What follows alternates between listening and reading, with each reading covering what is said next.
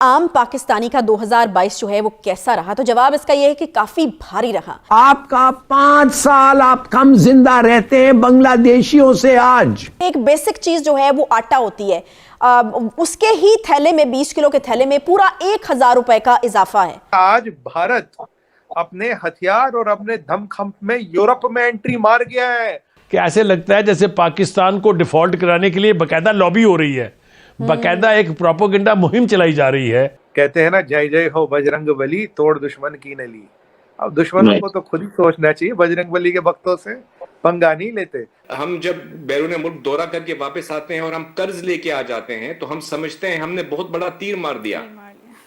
कर्ज लेकर आना आप मईशत को मजीद डुबाने के मुतरादिफ है। भीख मांगते फिरो, दरवाजे दरवाजे पे जाकर हमें बचा लो, हमें अल्लाह का वास्ता बचा लो। सऊदी अरब के पास जाते हैं वो आपको ना कर देता है, चाइना के पास जाते हैं वो आपको ना कर देता है। किसी और से आप मांगने के काबिल नहीं रहेंगे, किससे आप मांगेंगे? हर एक से तो आप लड़े हुए हैं। इन्होंने कभी सोचा था कि ऐसा दिन आएगा कि हमें भारत के ड्रग्स को ब्लैक मार्केट से दुनिया भर से उठानवाना पड़ेगा और उससे चाइना का आदमी बचेगा? एक अफगान तालिबान कमांडर कह रहा है खुदा जाके देखें इन लोगों को कौन फतह करना चाहता है, इनके कर्जे इतने हैं कि हम दे ही नहीं सकेंगे अगर उनका जमीन हमारे हाथ में आ जाए।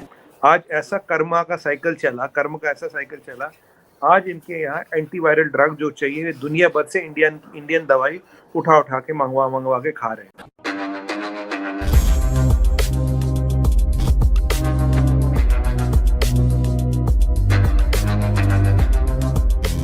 नमस्कार दोस्तों, आप सब जानते हो पिछले कुछ सालों से पाकिस्तान का इस्लामी भाई टर्की काफ़ी ज़्यादा फुदक रहा था और इंटरनेशनल ऑर्गेनाइजेशन जैसे कि यूएन और अन्य फोरम में कश्मीर का नाम ले रहा था। तभी हमारे फॉरेन मिनिस्टर एस जयशंकर जी ने उन्हें लताड़ते हुए कहा कि अगर टर्की कश्मीर का नाम लेता है तो भारत को भी साइप्रस का मैटर उठाना होगा।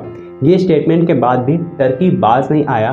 तो दोस्तों अब हमारे फॉरेन मिनिस्टर साइप्रस में मौजूद है और उन्होंने एक मिलिट्री एंड डिफेंस पैक्ट भी साइन किया है साइप्रस के साथ। और अब भारत साइप्रस को अपने कई सारे हथियार भी प्रोवाइड करेगा जैसे कि ब्रह्मोस और अन्य रॉकेट और फाइटर जेट्स, जिससे कि साइप्रस सशक्त हो सके टर्की से लड़ने के लिए और टर्की का मुंहतोड़ जवाब देने के लिए।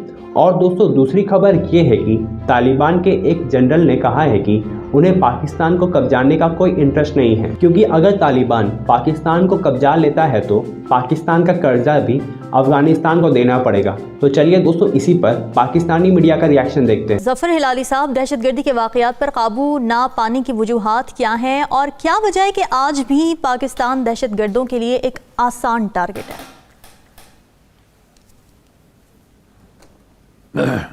देखिए, आपको मैं क्या कह सकता हूं जब मैं आपको कहता हूं कि $500 मिलियन का एक फेंस बनना था जिसमें अब तक मेरे ख्याल में $350 मिलियन खर्च हो गया है। अब वो फेंस खुला तहरीक तालिबान पाकिस्तान और टीटीपी दोनों जाके उखाड़ रहे हैं। हमारा क्या रिएक्शन हो रहा है? हम क्यों नहीं करते कुछ? या कर नहीं सकते? अगर नहीं कर सकते तो लगाया क्यों? या करना नहीं, अगर नहीं वो कर तो नहीं रहे हैं तो हम नहीं कर सकते ना। करना चाहते नहीं है, जरूर चाहते हैं, हमारी एबिलिटी नहीं है, एक कैपेबिलिटी नहीं है, नहीं करना चाहते, नहीं कर रहे हैं। आप 111 इंसिडेंट्स हो गए हैं। देखिए मैं समझ नहीं आ रही है मुझे कि इनका ख्याल और सोच विद रिगार्ड टू अफगानिस्तान क्या है। हम अपने आप को कन्विंस कर रहे हैं कि ये हमारे भाई हैं। अब पता है अफगानिस्तान आप देखें, आपको आया होगा एक वीडियो जिसमें एक अफगान तालिबान कमांडर कह रहा है खुदा जाके देखें इन लोगों को कौन फतह करना चाहता है, इनके कर्जे इतने हैं कि हम दे ही नहीं सकेंगे अगर उनका जमीन हमारे हाथ में आ जाए। ये कह रहे हैं कि हमने ड्यूरैंड लाइन एक्सेप्ट नहीं किया। मैं आपको बताना चाहता हूं कि अब्दुर्रहमान ने कहा था ब्रिटिश को कि हमें एक बॉर्डर दो, और उन्होंने कहा ये लो तुम्हारे ये बॉर्डर। ब्रिटिश नहीं मांग रहे थे, वो कह रहा था उनको बॉर्डर दो। ऑन दैट बेसिस ठीक है 100 साल के लिए दिया था, ठीक है 100 साल के बाद वो एक्सपायर हो गया, मगर अब तो वो ओपनली तालिबान तहरीक के तालिबान क्लेम करते हैं कि तक हमारा बाउंड्री है। और ये कहते हैं नहीं नहीं नहीं हम भाई भाई हैं, हम कुछ नहीं ठीक करेंगे। है। आज हमारी कूटनीति की एक और विजय हुई है। अब आप पूछेंगे कैसे। साइप्रस में मैं 2 साल बाय द वे रह चुका हूं, तो इसलिए साइप्रस को अच्छी तरह से समझता हूं, सारे गुनी कोचों से वाकिफ हूं। साइप्रस जैसे छोटे मुल्क में भारत का विदेश मंत्री 2 दिन रहना, एक दिन लिमासोल में और एक दिन निकोसिया में, मतलब ये इनके बीच में जो डिस्टेंस है 1 घंटे का है बाय कार। यहाँ जयशंकर साहब ने 2 दिन बिताए। जयशंकर साहब जैसे बड़े व्यक्ति जिनकी मिनट मिनट की कीमत है, मिनट मिनट का हिसाब है, वो 2 दिन लगाए। वहाँ फॉरेन मिनिस्टर से मिलते हैं, सेक्रेटरी ऑफ स्टेट जो उनका मान लीजिए जो कांग्रेस का हेड है लेडी, उनसे मिलते हैं और मिलिट्री और डिफेंस पैक्ट साइन करते हैं। इसका मतलब क्या है? पहला मतलब है भारत का बढ़ता हुआ वर्चस्व यूरोप में भी। भारत इससे पहले यूरोप में कदम नहीं लग रहा था, डायरेक्टली इंटरव्यू नहीं कर रहा। आज भारत अपने हथियार और अपने दमखम में यूरोप में एंट्री मार गया है, ढंके की चोट पे। 2 दिन रह रहे वहां पे। और हमारा, जहां तक मेरी बुद्धि, मुझे मेरा दिमाग मेरा साथ देता है, आई थिंक 1962 से हमारे साइप्रस से संबंध है। और फिर उसके बाद जयशंकर साहब ऑस्ट्रिया भी जाएंगे, वहां उससे भी पुराना संबंध है, करीब 75 साल 72 साल से ऑस्ट्रेलिया से संबंध है हमारा।